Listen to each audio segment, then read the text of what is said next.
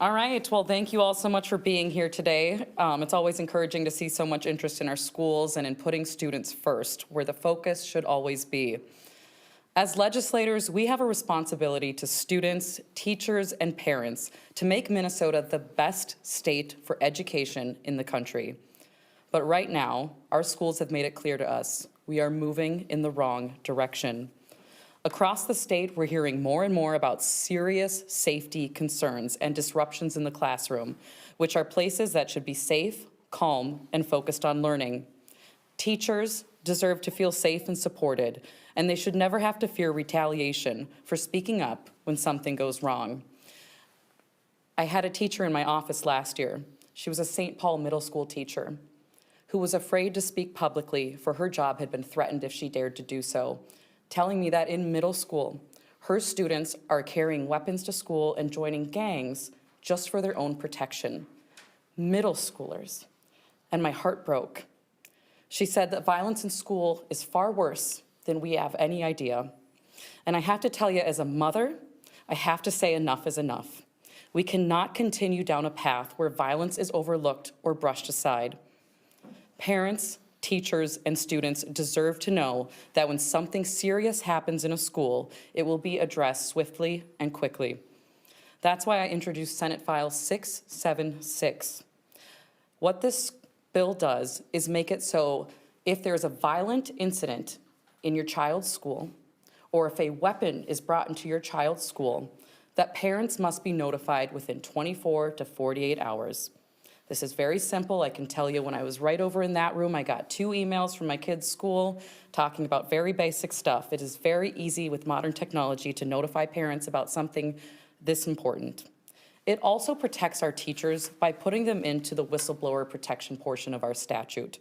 That so long as they are protecting student data and privacy, they can come forward and speak about the violence going on in our schools without fearing about their jobs. This bill is about transparency, accountability, and putting students first. Parents should not be finding out about incidents at their child's school on social media. Teachers shouldn't feel like they have to stay silent to keep their jobs. At the end of the day, school safety is not a partisan issue. And with that, as part of the Student First agenda, I'd like to turn it over to Senator Rarick to talk about mandates. Thank you for being here. You know, since 2023, when we started hearing the proposal coming from the Democrats, what we heard repeatedly from our school superintendents and school boards, no unfunded mandates. In the last 2 years, we saw over 80 new requirements put on our schools, which, even though we designated $2.2 billion of new funding to our schools, the new costs because of all those new requirements and mandates not only ate up the $2.2 billion, it has put virtually every school district in the state in the red.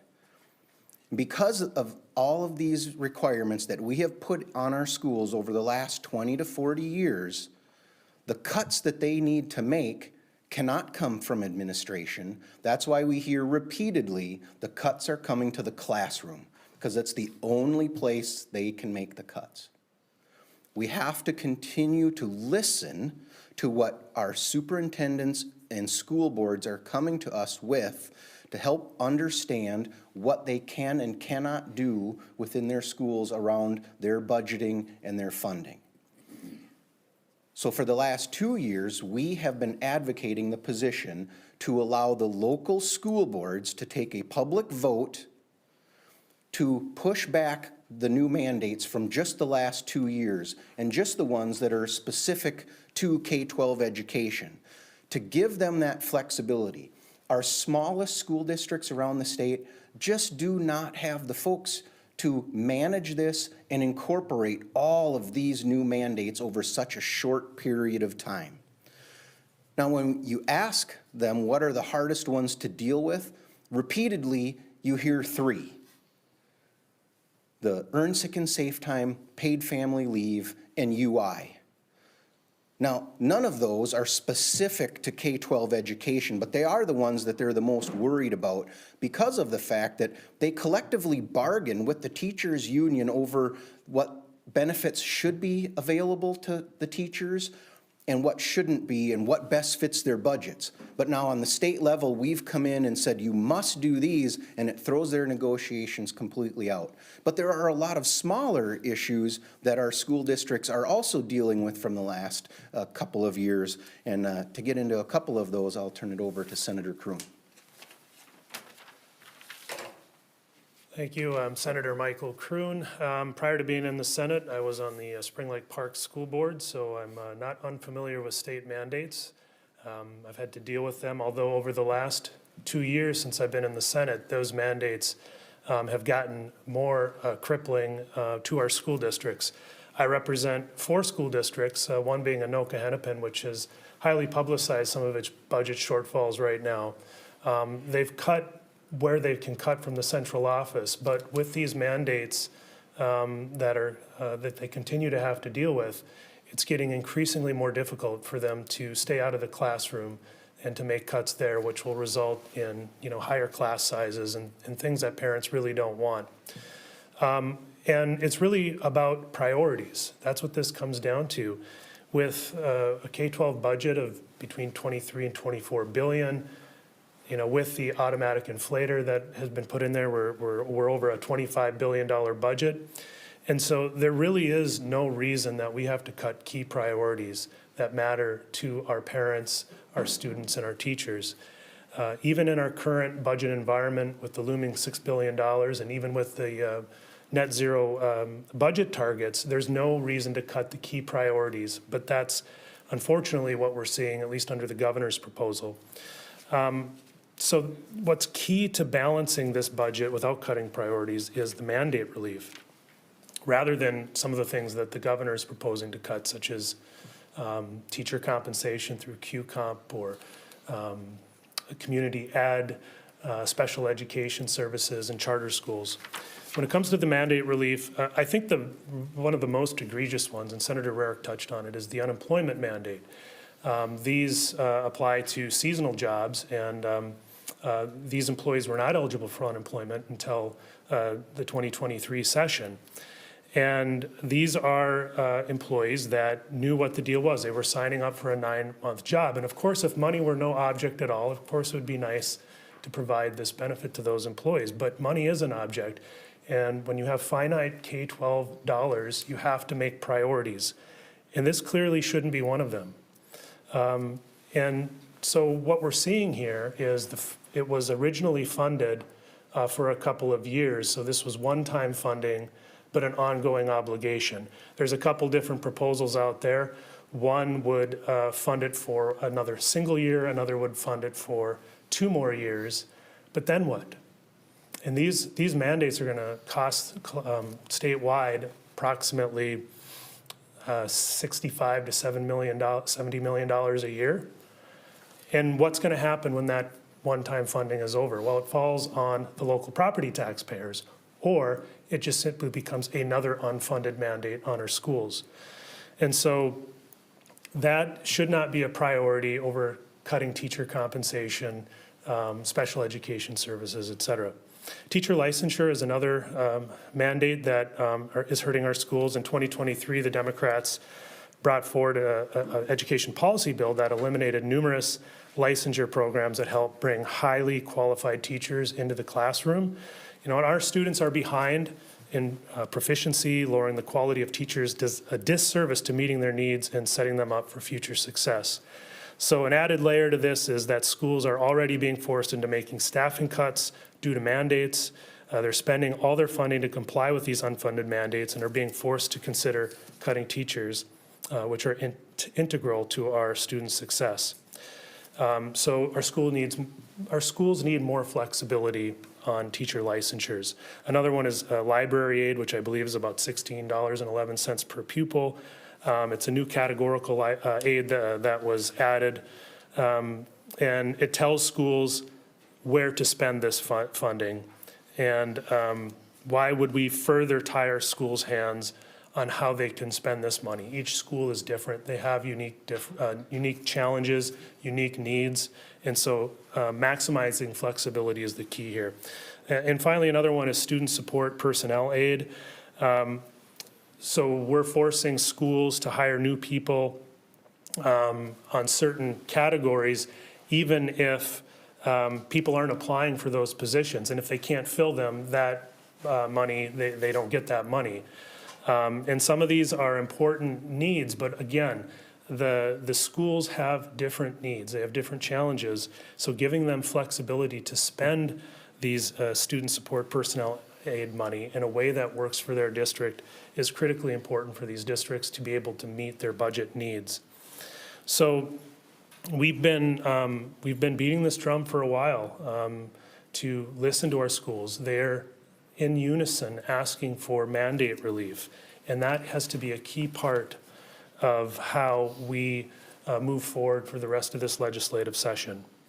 And as Senator Rarick said, earned sick and safe time is another problem for the schools, and what's looming is the paid family medical leave bill out there.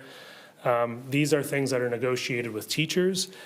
We need to give our schools the flexibility over the one-size-fits-all approach that's currently mandated on them, and it's really breaking the backs of our school budgets as a result. So with that, I'm going to turn it over to Senator Farnsworth.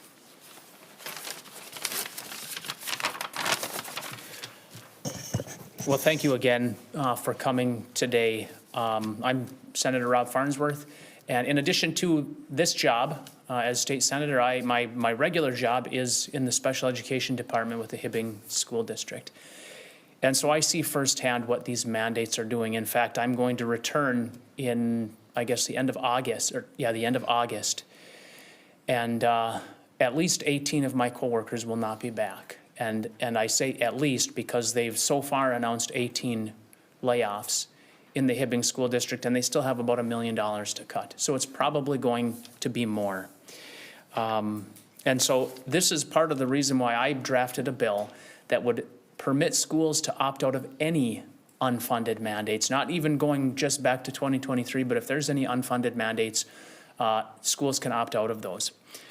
One of the things that I want to address while I'm up here is we often hear the Democrats say, well, we're making up for years of underfunding of our schools. You've probably heard them say that. We've got to catch up, we've got to catch up. Well, we have it on the record. In the Education Finance Committee, nonpartisan staff verified that education funding has exceeded the rate of inflation for the last 20 years. So, and you can look back, I asked questions in the committee just to make sure that it was clear. And so the question is, if we have exceeded the rate of inflation as far as funding for our schools, and we haven't had all of these cuts until the last couple of years, what is to explain why schools have to cut around $280 million? And the only explanation is all of these new mandates that our schools are forced to deal with.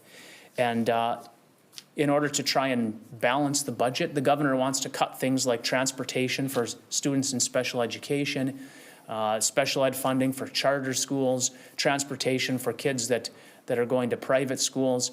So he's trying to balance the budget on the backs of disabled children. And as a special education teacher, I take that a little bit personally. I think we can do a little bit better than that. We need to focus on what students and what teachers and what parents need. We need to focus on what they're asking for, and they're asking for flexibility. We had dozens of superintendents and school board members testify in our committee, and the one thing they said is, give us relief, give us relief. And when you send new funds, don't send it with strings attached. And that's what we need to do. We need to waive all of these unfunded mandates so that schools have the flexibility. And I just want to add, I didn't have this in my notes, but we also need to make sure that every dollar that we have in the education target goes directly to our schools. In 2023, we sent somewhere around $50 million to nonprofits, and that has to stop. The money has to go to our schools so that it goes to our kids and it can make the most difference. So I think we can make a good start in helping our schools by stopping all of the unfunded mandates.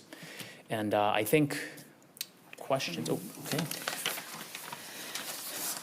Thank you. For 3 weeks during power sharing, when I held the education policy gavel, I wanted to hear for the first time in 2 years from somebody other than special interest groups and lobbyists. And so for 3 weeks, I opened up the committee to teachers, school resource officers, school board members, superintendents, and principals. And hour after hour, testifier after testifier, we heard about the damage Democratic policy under the trifecta has done to our schools, to their budgets, to the teacher shortage issue, to the students' performance, and to our school safety. What we're seeing coming out of the governor's budget proposal, and what we're certainly seeing come from Senate Democrat bills, is doing nothing to solve the issues that educators came here the first 3 weeks of session and begged us to solve. The Student First Plan is a common sense, values-driven approach, and I hope it's something that both Republicans and Democrats can stand behind. When it comes to protecting our kids and empowering our schools, that's something we should all agree on. Thank you all for your time and attention on the important issues we're bringing forth to you today. And with that, I will open it up to questions. On the bus drivers, the UI for bus drivers and other workers, one of the arguments for that was that it would help with the recruitment and retention problems especially after the pandemic, there were bus driver shortages. Have you heard from schools, is it helping in that way, or? Well, thanks for the question. Again, I revert back to the fact that each school district is different. For some of them, I'm sure that it has helped, but for others, it hasn't. And some schools were better situated with their bus driver situation than others. What we're advocating for is flexibility, so that those dollars aren't specifically tied to a specific purpose like unemployment. And if school districts choose that a critical need they have is to, say, bolster up their contracts with their bus drivers, whether they do that in-house or whether they contract with third parties, they would have the flexibility to do that. But other school districts, maybe they have a good contract lined up. But that has, and I have heard from school districts now that are contracting with third parties, this is, and those contracts are coming due now, this is making it much more expensive and much more difficult for them to meet their budget requirements and prioritize the things that they want to prioritize. So I have personally heard from school districts that this is really harming them. And you mentioned concern about after the one time, or even if it's extended funding for that runs out, you're worried about it going beyond property taxpayers' shoulders. I know that the current law doesn't allow school districts to levy for it. So if they're not going to repeal that mandate, do you not want them to be able to levy either, or you want them to be able to levy? So there's two different proposals out there. The governor's proposal does not allow for that at the end, and so then it just becomes an unfunded mandate for the schools. There's another Senate bill that isn't in the governor's proposal that funds it for 2 years. The governor's proposal only funds it for 1. And that proposal would then allow levy authority. My point is that there's really no way to address this without looking at the mandate itself. And it seems like we just want to skirt around that, throw some one-time state funding at it just to get through the budget this year, and kick the can down the road and figure out how school districts are going to deal with it later, whether that's through raising property taxes or whether that's through absorbing it as an unfunded mandate. What we're saying is you have to look at the mandate itself. And, it's not fun, but part of our job is to say, no, you have to make priorities. You have to make priorities to make sure that the finite dollars that we have are going to priorities, that are going right into the classroom, that are helping our teachers, and student success. And to me, that's what our priorities should be. And this might be what you might call a nice to have, but it isn't a priority. And I think that we need to grapple with that and come to terms with it and look at the mandate itself. And I'd like to kind of circle back to your original question on, whether that was going to help with staffing. And actually, I would argue that it has had the opposite effect. And I'll give you the example. So in 2023, after the bill was passed, we get to the end of summer, and I watched the school board minutes as they come out in my different school districts. And in my district, I noticed in August, there was 7 PSAs that had resigned at the end of August. And I called the superintendent and I'm like, what's going on? Who got these people mad? He said, nobody got them mad. They waited until they got their unemployment and then they resigned. And so we had a period of about 45 days where we didn't have the staff that we needed because it takes about 45 days to do the hiring process. So the other PSAs in the district had to do double duty. So it actually made our staffing worse. And the other reason that it's making staffing worse is that a lot of these folks have been offered summer jobs. And because they claim that they're not similar type of work, they refuse the jobs. Whereas in the past, they would have taken the jobs because that would have been their summer income. And so I would argue that that bill has actually, in addition to taking money out of the school budget that they could have used for whatever they needed it for, it's made the staffing situation much, much worse. Yeah, I had a couple of districts in my office last week just telling me that people, because they're able to take the UI program, that they are unable to hire drivers for summer programs and things like that because they're choosing the UI portion instead. So it is backfiring. This proposal that you mentioned of allowing local school boards to take a public vote that would be against some of the, what you call mandates that the Democrats have put in, how would that work exactly? So if the school board says, we're not going to have UI or we're not going to have this teacher licensure thing, the school board or the school district then like divert that money to other things that they want to? How does that work? Yeah, absolutely. You've got that exactly right. Anything that's come over the last 2 years, they could take a public vote, so then they would be having public discussion at their local school board level, bringing forward why they do not want to or why they cannot incorporate this at the current time. And then the bill then also says any money that the state was directing to the school that was tied to that, they would have that flexibility to just put it into their general fund so that they could use it for other purposes. There have been a couple of different options out there to let them do these. This isn't ongoing into the future, but it was like a 2 to 3 year delay to incorporate those requirements so that they could do it in a time frame that they could manage and so that they could do it in a way that meets the needs of their district. Again, looking at their local priorities, saying we have other needs that we could use those dollars for, so we're going to delay some of these requirements so we can use that funding for something else until we can properly get through managing this and implementing it in their school. And in terms of these mandates, do you realistically see any of them being cut in the budgets that are being debated and written right now? At the state level, I don't see any of them being cut, but that's why we have been speaking with our school boards and superintendents, and again, hearing the idea that so many have different needs. That's how we came up with the concept of allowing each school district to pick which ones they do not, or they're unable to incorporate. If we pick at the state level, maybe some school districts have already incorporated that, and for them, then that's no help at all. That's why we want each school district to have that flexibility to pick which ones they haven't incorporated yet and which ones are the most difficult for them to do. Are any of you concerned about federal cuts to education, Department of Education? Uncertainty, money cuts, impacts there. Some of those are teacher training programs too. We are definitely keeping our eye on those discussions. From what I'm hearing right now, it is mainly a hold at this point, but we're hearing in the end, the cuts are not going to come, especially in the special education realm and other areas. They're just going to be transferring to different departments as the proposal to end the Department of Education happens. But all of the responsibilities will be doled out to different agencies as well as the funding.